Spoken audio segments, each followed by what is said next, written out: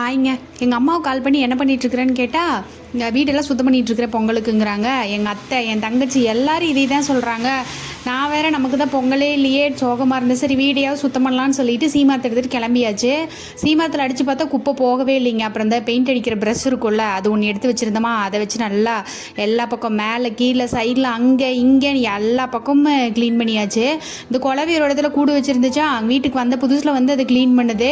அப்புறம் இப்போ மறுபடியும் கூடு வச்சுருக்கு, அதையும் க்ளீன் பண்ணி அந்த பக்கம் போட்டிருக்கும் போதே வயிறு அப்படியே பசிக்க ஆரம்பிச்சிருச்சு. ஃபஸ்ட்டே நான் கேட்டேங்க, இந்த மேரக்காய் பருப்பில் போட்டு வச்சுட்டுமான்னு. இல்லை வேறு எதாவது ட்ரை பண்ணுன்னு சொன்னாருன்ட்டு இந்த மிளகு சீரகம் கொத்தமல்லி அதெல்லாம் போட்டு வறுத்து கொஞ்சமாக ஒரே ஒரு ஸ்பூன் தாங்க காஷ்மீர் மிளகாய் தூள் போட்டு அரைச்சி எடுத்தேன். ஏன் சொல்கிறேன்னா சரியான காரங்க கிரேவி. கடைசியில் நான் நேற்று கூட சொன்னேன், எங்க நீங்கள் வீடியோவில் வேணாலும் பாருங்கள், நான் வேறு எதுவுமே காரத்துக்கு சேர்த்துறேன். இந்த பச்சை மிளகாய் அது தாங்க ஒன்று சேர்த்துனேன். அதுக்கப்புறம் காயெல்லாம் போட்டு அதுக்கப்புறம் நல்லா குழச்சி வெந்ததுக்கப்புறமா நான் மறைச்சி வச்சுருக்கிற மசாலா தேவையான அளவுக்கு தண்ணி போட்டு உப்பு எல்லாமே சேர்த்திட்டு ஃபைனலாக கொத்தமல்லி தழை தூவி இறக்கணும்னா சூப்பராக குழம்பு ரெடி ஆயிரும். சைட்லேயே அவரைக்காய் பொரியல் வச்சாச்சு.